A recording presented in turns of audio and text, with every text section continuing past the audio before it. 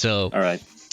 today I want to be in a call with you for this video because I wanted to discuss about stall in Scarlet and Violet OU. Yeah, I see. And well, obviously you're a player much more experienced than me with stall, who has reached the top of the ladder multiple times using it. Probably Yeah, so you're probably even using it in your possibly, tournaments too, right? yeah, I use it a bunch of times. Mostly, I would say. I use balance and other teams as well, but yeah, mostly stall. Nice. So I'd say I it's use it like 50% of my games. I think it's really good, but yeah. we'll get to that soon. So to introduce you, the few people that watch my videos on All right. YouTube, introduce yourself So actually. I'm HighV0ltag3. I'm a player. I'm Portuguese. Nice. I started playing Mons like on Showdown in Gen 8, although I've known about Smogon like since Gen 6 and Gen 7. And Gen 8 was obviously like the place where I learned a lot about stall, because it's one of the generations like I think where stall is best, Yeah. and many people would agree with me. But in Generation 9, I still think it's kind of underrated. I'm like #1 on the ladder right now, and like I've been for a week. And it's not Nice. necessarily because I'm a good player. I just think that like people are completely overlooking stall. Like, and I'll kind of get into the possible archetypes, the possible structures, because Exactly. there are actually a lot. Although in this generation you have to go like with full heavy duty boots or close to it. Like there's no getting around it because golden Oh, glare okay. just your We're pain. gonna talk about that too. That's because it's super interesting.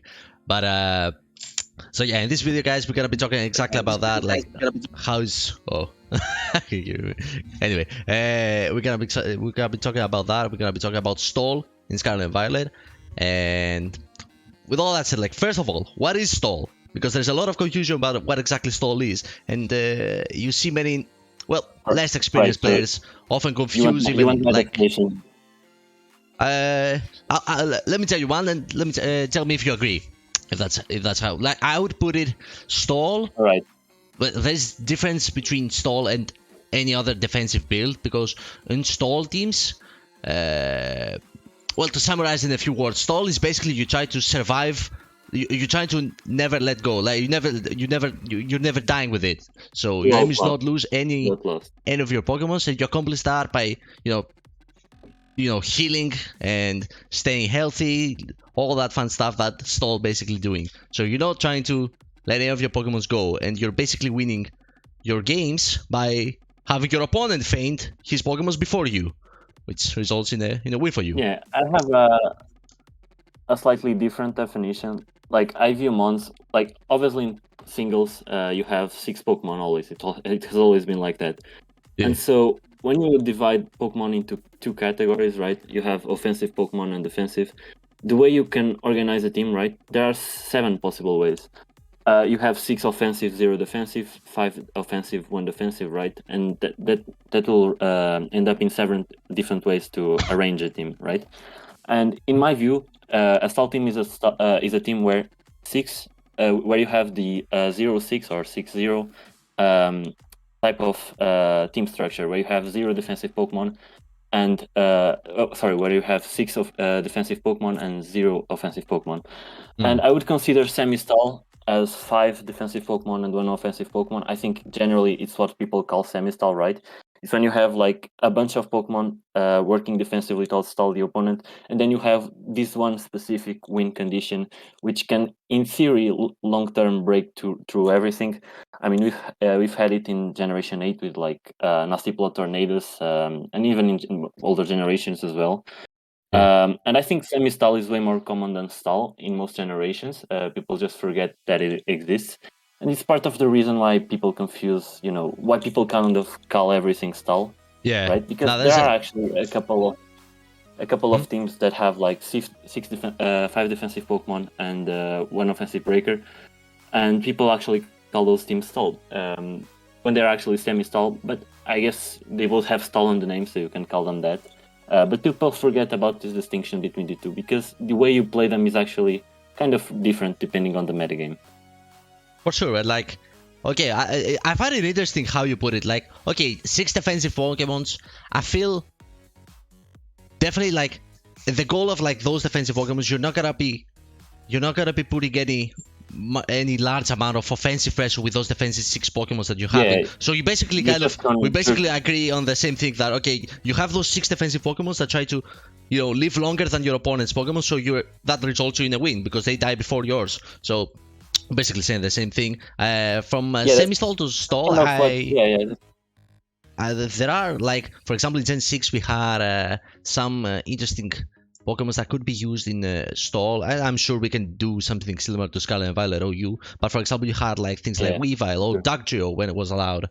So you have the trapping potential, even though these Pokemon are providing almost nothing defensively.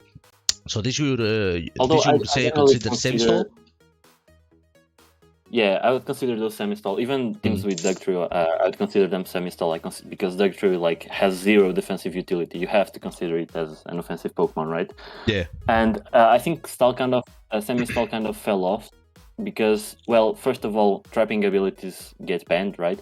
They were allowed for a bit in Gen 7, and they are obviously allowed in Gen 3. Dugtrio in this case. Yeah. But still, the loss of pursuit hurt stall really bad in after Auras and after Sun and Moon, right? When we got Gen 8 and we didn't have pursuit. So more teams shifted towards hard stall rather than semi-stall, because if your breaker couldn't like trap the opposing Pokemon, it wasn't really a very good fit on stall. Although there are some notable semi-stall Pokemon in Generation 8, mostly I would say Tornado Styrian is the biggest one, because it's an offensive Pokemon that allows you to outstall opposing stall, right? Because you can form a double regenerated core, and you can use Nasty Pot to revenge kill and to break fatter teams. So I think that's the most notable case. But overall, after Gen 7, I think semi-stall fell and stall took its place, kind of.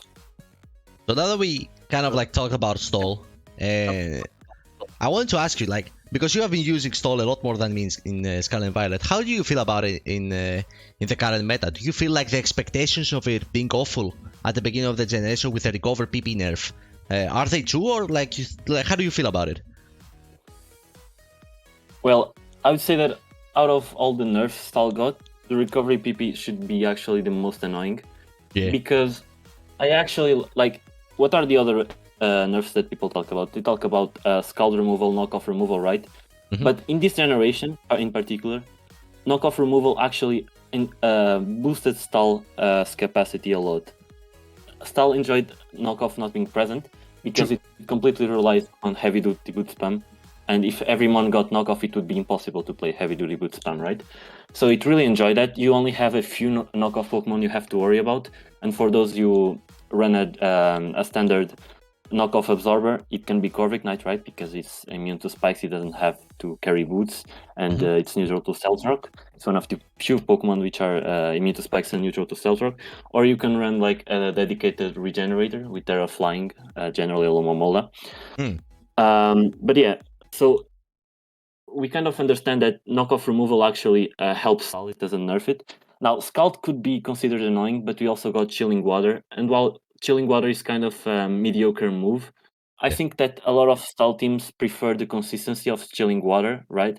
Being guaranteed to lower one stage and attack is good for Bulk Up, Dragon Dance, and Cursed users. And now it won't help you against Sword Dance users like Scald would, right? But even with Scald, you're always relying on odds. Like it isn't a consistent method, right? It's only in case you are playing for the long term. But short term against very offensive teams, you can't rely on Scald. Like you can get lucky some games, but you're gonna lose in other ones. So yeah, I think Scald wasn't that big of a nerf. Now the main problem you mentioned for Stall this gen is actually the recovery nerf. Because as we all know, Wish is the only recovery move which keeps 16 PP. All the other ones have 8 PP, including rest, and so this hurts Stall a lot. But still, there are a couple of Wish Pokemon Stall can use, and one of them is actually extremely good, and I would say it's pretty much mandatory. Yeah, for sure, Alomomola.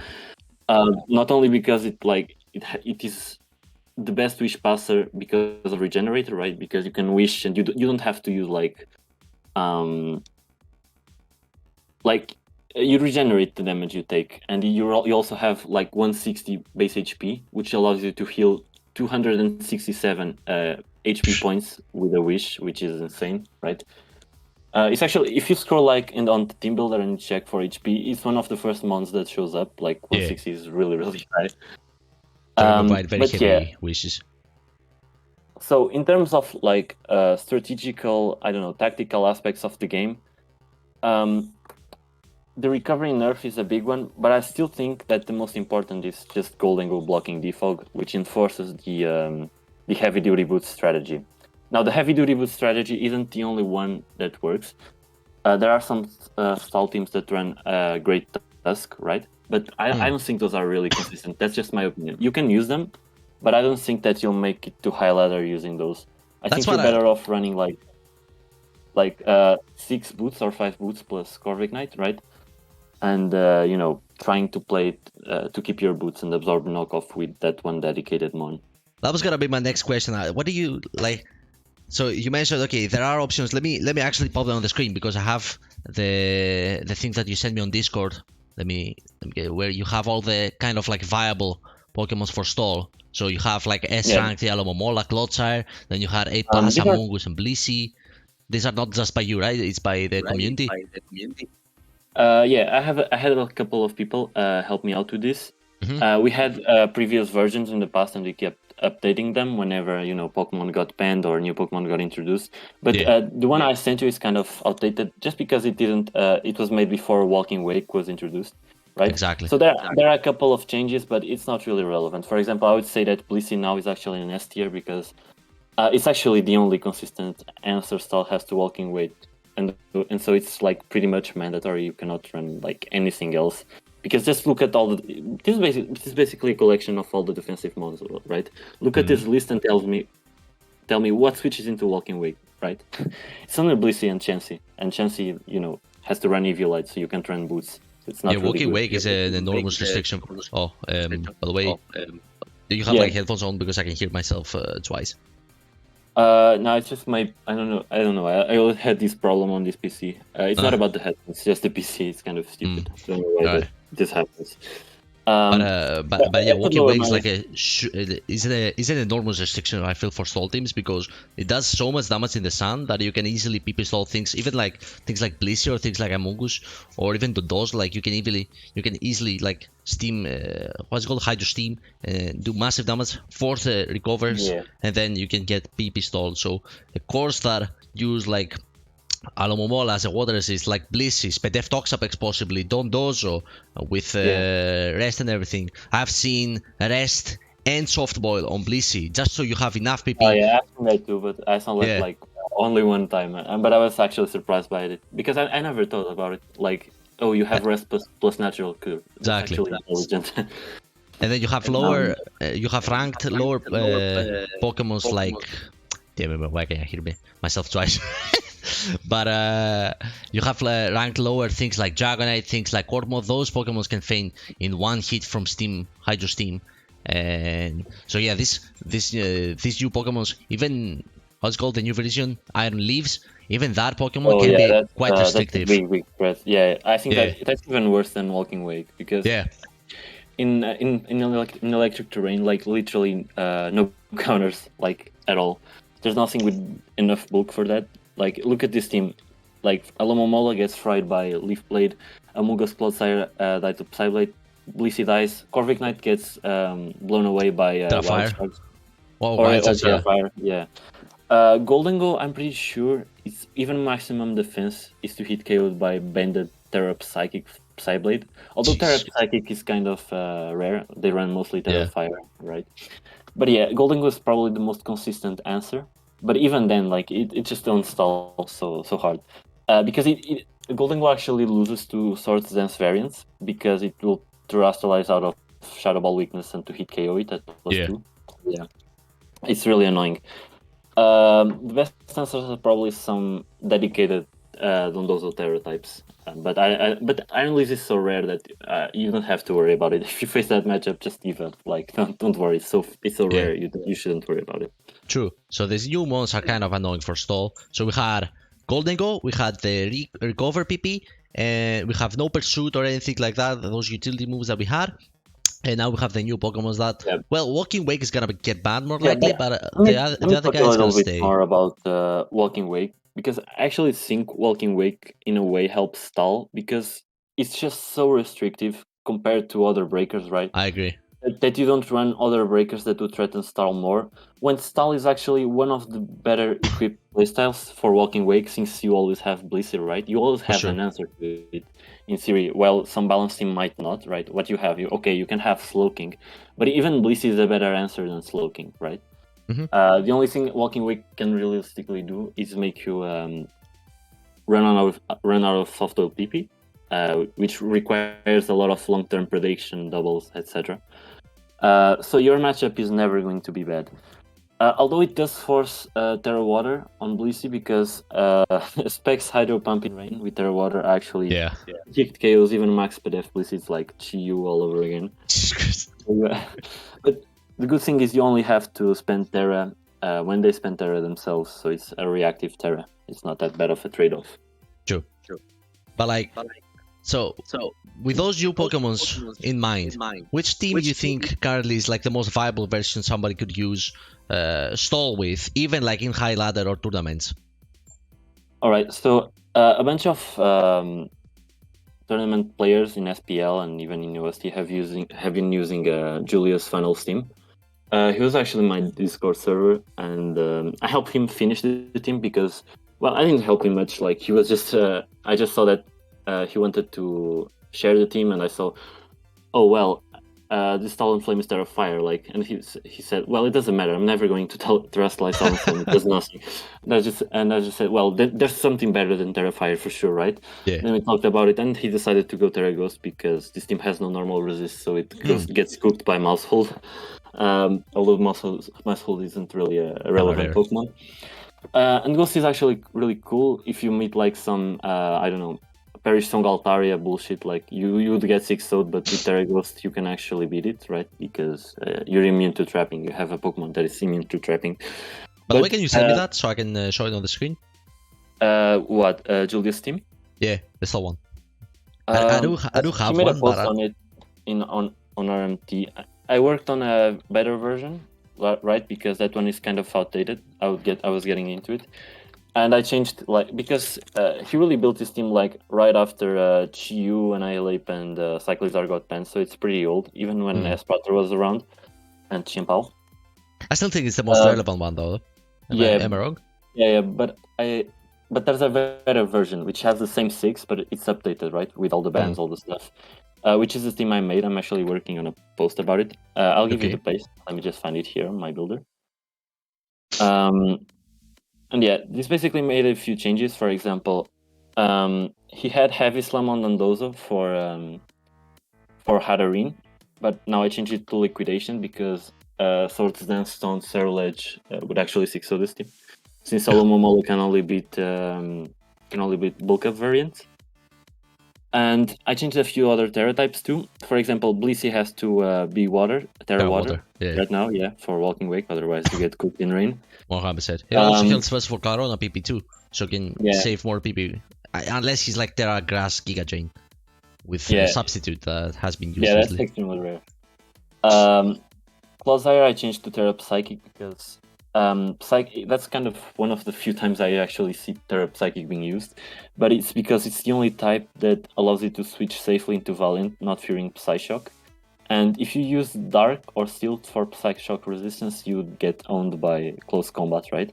Yeah. So Psychic is the only option.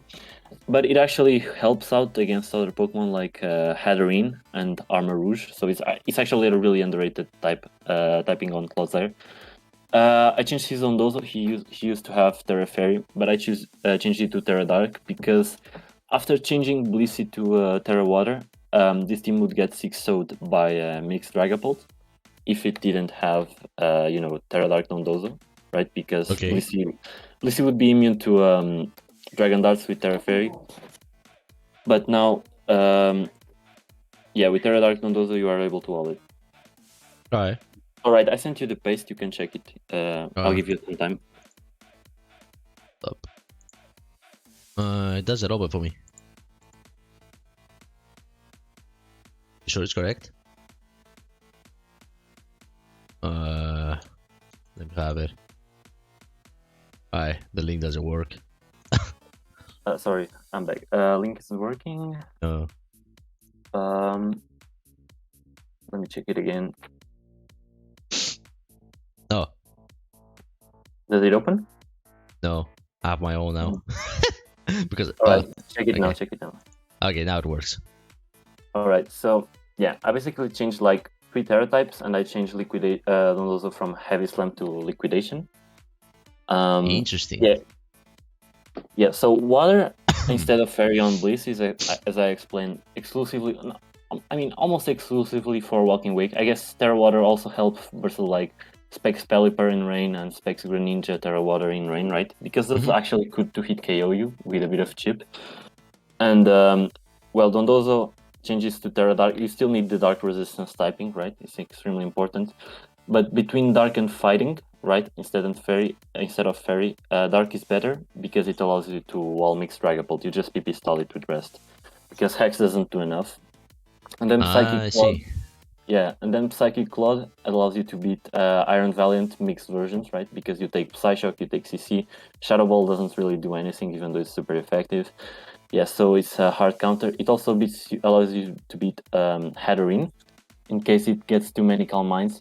Although you don't have to necessarily spend Terra against Hatterene. It's only if it gets out of control with too many boosts. It has a set that beats Dondozo. Because generally you scout Hatterene with either Toxapex or Alomomola to check if it's Psychic or Psyshock.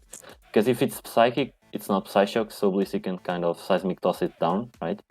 And Seismic Toss Blissey doesn't allow it to hit, and especially defensive Blissey doesn't allow it to heal too much due to Draining Kiss, since, you know, with the Spadef boost it heals less, it drains less HP away. And you also have to recover to software less often. But yeah, if it's Psyshock, Dondozo should wall it, right? There's nothing it can do. Draining Kiss doesn't do enough damage, Psyshock doesn't do anything, Mystical Fire doesn't do anything. And you obviously ignore the Calm Mind boost, so you just spam Liquidation and Rest. It can't do anything. Oh, and I also mentioned that Clodsire Stirrup Psychic allows you to obviously wall Armor Rouge, because Expanding Force does nothing, right? So with the 6 that you have, with the 6 that you're showing me, if we were to create a stall team with like the goal of like making something even better for that would include even the new Pokemon that you can kind of like beat those reliably. Which most of these that you show me are absolutely must for any stall build? Like they cannot be replaced at all. All right. So as you can see, like in the tier list I sent you earlier, right? You had Alomomola and Clodsire pretty much at the top, and those are 2 that I think are mandatory. But as this tier list is outdated, with Walking Wake present until it gets banned, I think Bliss is also pretty much mandatory. S. Yeah, S for sure. As I said, like only one in here that actually enjoys switching into Walking Wake is Chansey. Of course, you can run like things that other people run, like Terra Fairy, Water Absorb, Clodsire, but that's useless on stall. If you don't have anywhere, you're not doing anything. Right. So yeah, Bliss is a mon that, you know, has a purpose on stall, obviously, and also walls this Pokemon. So you shouldn't run these niche stuff like Terra Fairy or Clodsire. I think that's really bad. Yeah, well, I don't like that at all. Double yes, Unaware is so good with Dondozo and Clodsire that I think, and Blissey as a Sped Def one too, I think you're perfectly fine to just do Blissey. And if you're feeling too paranoid about a Walking Wake, like 3KO on your Blissey and you running out of PP, you could even run the rest thing that we talked about before. You can always or like even Terra. You can always pressure Walking Wake by getting a proc and, you know, having methods to keep procs up or spikes. Exactly. Yeah, because one thing with those teams that Walking Wake does all this damage. First of all, it needs to be the special attacking variant, not the speed boosting one. Then it has to be the dedicated Terra Pokemon, so it has to be Terra Water. Terra Jug is not gonna hurt Blissey as much because it's not boosted by Sun, Photosynthesis, and all that. And then you gotta think about, okay, Sun teams don't have nowhere near the longevity stall teams do, so you can easily they do have the strongest Pokemon basically in the tier, Walking Wake, boosted as fuck, but they don't have the longevity you have. So you can easily pressure them with hazards, you can easily pressure them with toxics and everything. one thing that makes Sun easier to pressure with hazards than other builds is that generally Great Tusk in Sun is actually choice banded or some other item. It's not leftovers, right? So you can actually chip it with Seismic Toss really fast, right? Because if it's max HP leftovers, it wouldn't work, right? You get a procs and it would spin, and if you hit it with Seismic Toss on the switch, it would just take 0 damage, right? And still heal with leftovers. But versus Sun, you get a couple of hits with Seismic Toss, and then suddenly they have no spinner, right? And if you chip Hatterene, right? And if Hatterene, and Blissey generally chips Hatterene down with Seismic Toss, unless it's Psyshock, which in Sun it rarely is. Then suddenly they have no hazard control, right? And you will get rocks up. And this process happens faster than you run out of softball PP, generally. I can tell it by experience. Of course, that if they're really good players and they start making a lot of doubles, like predictions, to Walking Wake, they can start getting a lot of softball PP very, very fast. Yeah. But you can also answer that, right? You can also start predicting yourself in the long game. Also, speaking about these recovery issues, right, that Stall has, it's particularly one of the main reasons why Alomomola is S tier, because Alomomola is, like I said, the best Wish Passer. And when you have Protect, against stall teams, people generally try to double, right? So, for example, imagine they have something that beats Alomomola in front of it. Let's say, I don't know, a Goldengo. They're expecting Blissey, right? And they can double when you go to Blissey, right? But you can always protect, right? You always have this 50-50 you can force with protect. You can either go hard Blissey, right? Or you can protect, and if they double on the turn you protect, you're actually in a good position, right? Imagine they went to Tusk predicting Blissey, right? So when you have, and when you get into these good situations, you can actually get momentum back, right? Because protect always is forcing these 50-50s. And this allows you to get so many wish opportunities. Like another example I actually mention a lot is, for example, one of the main switches Bulky Elephant has to Alomomola, to Whirlpool, right?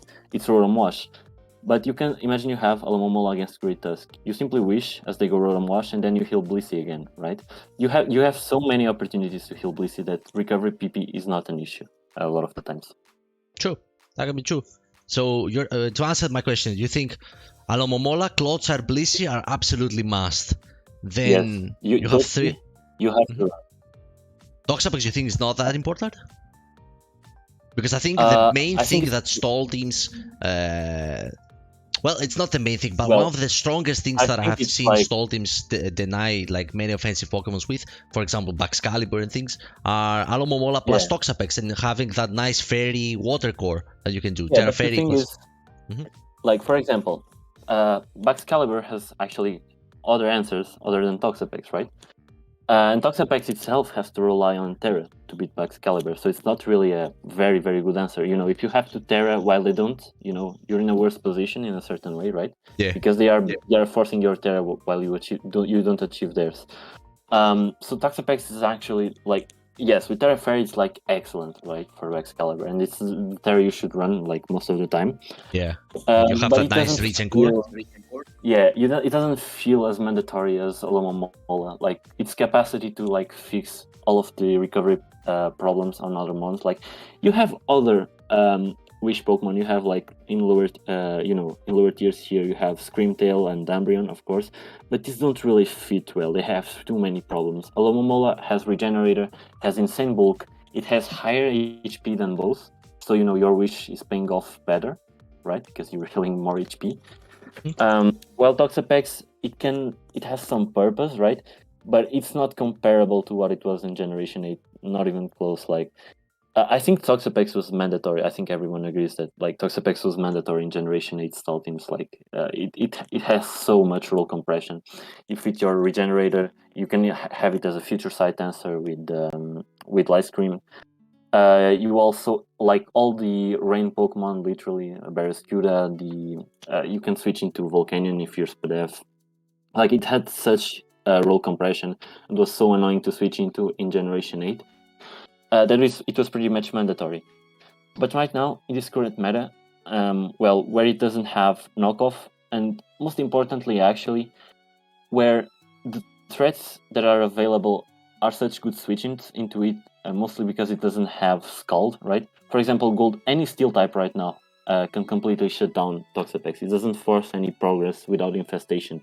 And Infestation is a very, very long-term method, right? It's way worse than Scald. Like, Toxapex always had Infestation. It could run it in Gen 8 if you wanted, but it's just not good. It's not comparable to Scald, right? True. So yeah, I don't think Toxapex is close to being as mandatory as E3. Okay. So then, do you want to actually continue this team? So we have Alamomola, Blissey, and Klotzer. What would you... So we have... In your original build, we have the Talonflame, then you have Toxapex, and who else was it? And... Dondozo. I could actually speak about the Flame Body niche right now, because a lot of teams... Yeah, because it's really important for a style team to have a method to force progress against Great Tusk, right? Because Great Tusk is the #1 form of hazard control. So if you can't get up rocks against Great Tusk, or if you can't get up spikes, well, how do you beat the opposing team, right? You are playing for a tie always if you can't do that. And Talonflame is actually one of the reliable. It's not direct way to do it, but it works long term if you play correctly. So naturally, Flame Body could punish Great Tusk's Rapid Spin, right? And you can burn it. And once it gets burned, it stops healing. And once you start chipping it with Seismic Toss, obviously your Great Tusk is going down eventually. Yeah. So you can play long term like that. The problem is Talonflame doesn't enjoy switching into Knock, and neither does Volcarona, which you have in B+ tier as well. Exactly. So in order to beat Great Tusk reliably, what you have to do is repeat this process a bunch of times. You get up rocks, you go to Alamomola. If they knock off, rocks are staying up, right? Because you can Whirlpool the next turn and force Tusk out, or if it spins, it's getting trapped and probably getting killed. Especially because if you Rapid Spin after Whirlpool to free yourself, you have slower Whirlpool, so you'll trap it again, right? They can't escape the loop. And well, but what if they just Rapid Spin forever? Well, if they you get a procs 7 times or 8 times and you switch into a Momola and they keep clicking Rapid Spin, after 8 or 9 times, the odds of them clicking knockoff are way lower, right?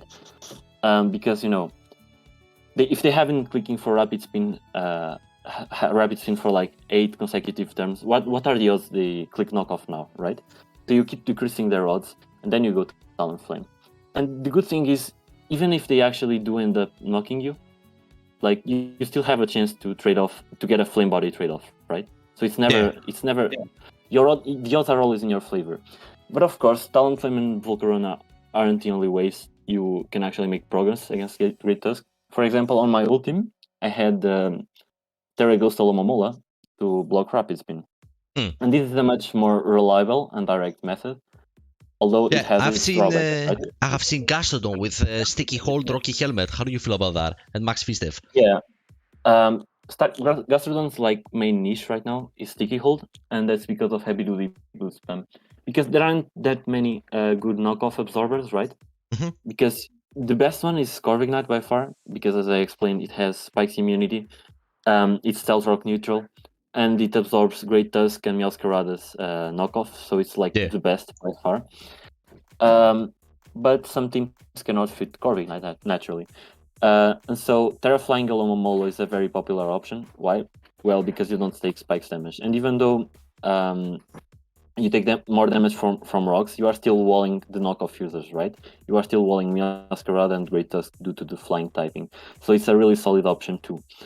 But Gastrodon is a more interesting case, because Gastrodon doesn't only wall the knockoff users, it actually blocks Trick, which is a very, very big deal for stall. Because knockoff isn't the only way you can remove boots. Trick is also very common, and it used to be more common in the past when you had, those Golden Go on Iron Valley and Spike Stack teams with Tinglu. They used to run Trick a lot on those teams, and even Rorom Wash can run it in some occasions. So when you don't have a Gastrodon, what you should do is predict Trick and sack the most useless Pokemon. That's what you generally do. But when you do have a Gastrodon, you have such a hard counter to Valiant, such a hard counter to Goldengo. Easily. Right? And obviously, you can run Fizzdeath for Great Tusk. I've seen Terra Flying, right? Which would, wall Great Tusk. Terra Bug works too. because Terrabug isn't actually weak to Ice Spinner if they have it, right? Although Terraflying is a little bit better, of course.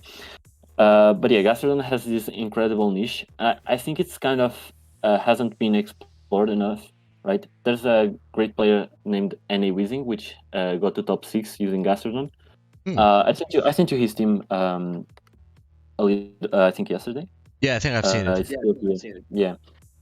So Gastrodon is like a really, really interesting Pokemon, but it's hard to fit, right? That's why it's not like an 8-tier mon here. It's still low in the viabilities, because while it does block the trick, it doesn't actually do much, right? It gets us spikes, but what does it wall really, right?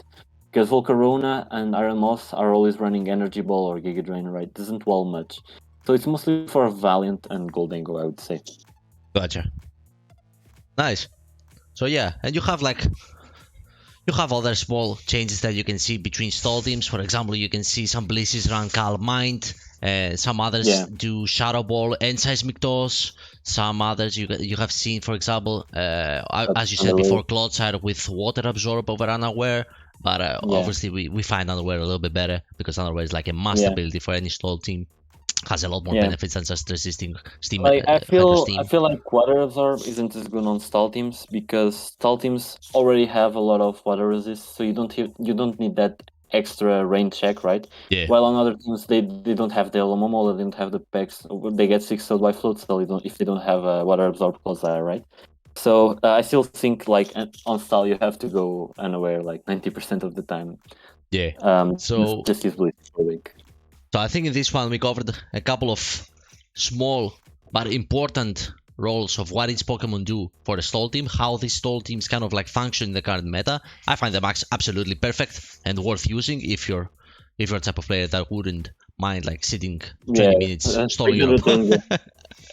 But it's definitely a viable strategy. I'm very happy and surprised that they actually well, it's not overwhelming like it was in Gen 8, which was probably the best stall generation.